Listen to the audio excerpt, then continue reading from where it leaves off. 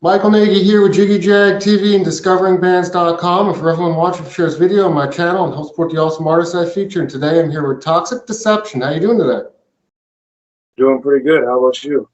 Good, good. It's great to have you. And for anyone not familiar with the project, you want to start off and give us a little history about it? Currently where you can find our stuff is on dspprecords.com and toxickarmy.bandcamp.com. But for most of our career, we have been off-label, and a lot of the stuff that we've been doing is it was mostly me and my friends in high school, just kind of like shooting ideas off of each other and like, you know, coming up with random concepts down in, you know, like our basement.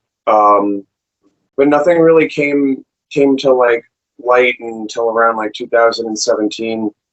Toxikk Deception is kind of like we try to mix sounds of like old school industrial with like, you know, newer projects. But we always try to have that like unique aspect to it where one of our bands is Velvet Acid Christ. It's one of my bands. It's a couple of my ex-band members' favorite bands. We always kind of used the Velvet Acid Christ sound and then kind of built off of it because we were such huge fans of his music. But in recent years, we've really been branching out and doing much more stuff like industrial metal, and we've even dabbled in some future pop and goth rock. So it's a very wide variety of music. I see you're working on a new album called the Artificial Intelligence Warfare. Can you tell us about that? And is that kind of inspired about all the AI going on right now? Yeah. So a lot of that album is, I see it as like artificial intelligence. So a lot of people are scared of it. A lot of people think that it's going to ruin artwork. I've talked to a lot of people about it, and in the past few years, I've kind of realized that AI is more of a tool. I think that if artists combine real artwork with AI, then you can get something really cool. And I think it's just the next step in the evolution of music making and album making and art making. So I haven't used any AI in my music, in our music, but what we have done is we've taken like we'll take like album artwork and we'll feed it through an AI, and then we'll like draw up some stuff to add to it, and then we'll kind of like put a filter on it. We get basically AI is helping us to do album artwork, videos. We're trying to produce ads, like video ads, through an AI program. So it's basically just like, how can we make this like super like industrial? Like, how can we make it cool? And that's what we're trying to do. Now, how do you feel about the AI recently that sounds exactly like the artists and it's not actually the artist? I think it's interesting. Obviously there's a part of me that feels like, you know, it's kind of blasphemy, like music, like artistic blasphemy, because it's like nothing can replicate what a human can do. There's like this kind of this magic to when a human creates music, but it's definitely interesting. I just think it's kind of sad because it means that, you know, probably sometime in the future, my favorite bands and maybe even my own band, people might be just like typing into some computer somewhere, you know, like make a Toxikk Deception beat or make a Velvet Acid Christ beat, and then all of a sudden you've got a song that never existed, that the creator never made, but it's just as good, and it replaces. It's kind of a scary concept, but it's not as scary when you start to realize that we've got a long way before our AI technology gets perfect enough to like actually do anything like sufficient. Like there's always ways to tell, right now at least. Now tell us about the collab you recently did with Kim from Bow River Down. How did that come to be? Great song. Oh yeah. Well, I heard about Kimberly from an artist a couple of years ago, and I don't work with this artist anymore, so his name will not be said. But I kind of went in and started went under her channel and started like looking at all of her songs and listening to the remixes she's had with people, and you know, like really just like studying her music, because whenever I like decide that I want to start working with somebody, I always like just take like a week out to like every day I'll go for a walk. You know, I'll buy a joint from a local dispensary and I'll just listen to everything that that artist has. And she really, I don't know, her music really reminds me a lot of like a female Assemblage 23. I really liked her like kind of a future pop direction. And I just kind of thought I'll reach out and see if she'd like to collaborate, you know, because I kept looking at her Facebook page and she kept saying that she collaborates with people like, you know, whenever she can, and she's always open for vocals. And I was like, she's got good vocals. I'm interested in doing future pop right now. Let's do it. And then that's how you got it. Awesome. Now, do you have any live shows planned in the future coming up? Not a whole lot.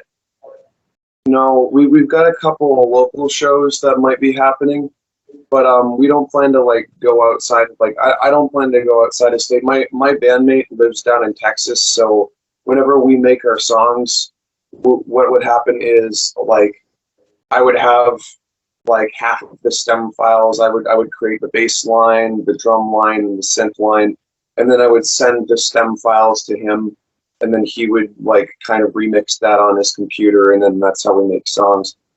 But as far as doing a live show, like we tried to do a live show last year and it ended in catastrophe. It was a horrible experience. So we're probably, I think we need more equipment. I think I sold too much of my equipment when I came back, because I was in so much debt from hotel bills and, you know, other things. So maybe sometime in the future when things yeah, are... maybe 2024 sounds about right. Now, we talked about the collab with Kim. Are there some other artists you'd like to collab with? Yeah. At some point I would really like to collab with there's Dawn of Ashes. I know that they're like a huge band, but like,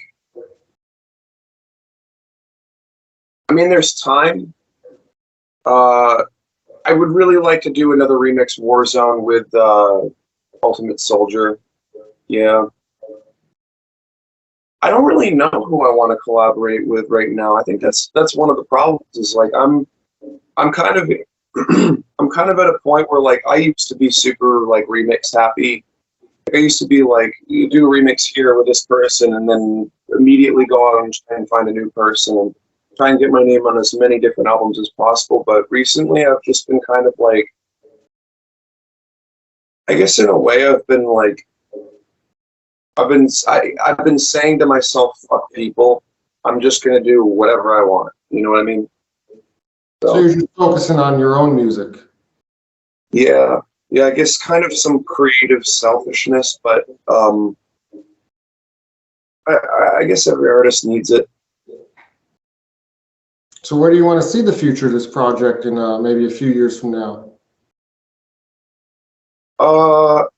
Well, I hope to, in a couple of years, I hope to be possibly signed to a bigger label. Maybe to be in talks with some more involved artists. I'm kind of still dabbling with a lot of the outer circle, like the underground, and I'm trying to kind of go a step further And that's part of the reason why I've been doing the future pop thing with artificial intelligence warfare, is because the future pop sound seems to be more popular with a lot of industrial fans recently. And I enjoy it too. I don't care what anybody else says. I know it gets a lot of hate, but I enjoy future pop music a lot. So I think that might be kind of like the key to being noticed by more involved parties. And when would you like to have the new album out by? Do you have a tentative idea, date, or? Well, the new album is probably going to be somewhere between January and February. However, we have another album coming out in between them, sometime in this August, coming up real soon. It's not really an album; it's really just a re-release. But we're making a compilation of early Toxikk Deception tracks from 2014 to 2019, and we're basically just going to sell it on CD and digital on Bandcamp as, like, you know, best of early years, and it's a nice big compilation. It's like 13 tracks, so that'll be in August or July. Now, if people want to find you on social media, look you up, get your music, how do they do that?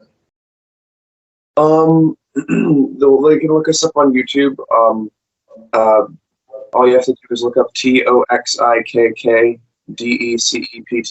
That's Toxikk Deception on YouTube. Bandcamp is ToxikKarmy.bandcamp.com. So that's toxickarmy.bandcamp.com. That's where you can buy our music. If you want to buy our music on CD, it's dsbp.bandcamp.com. And then Facebook. I guess you can just look us up on Facebook. Well, look forward to what you have coming up in the future and the new album. And it was good having you and talking with you. And everybody, look him up. Thanks, man.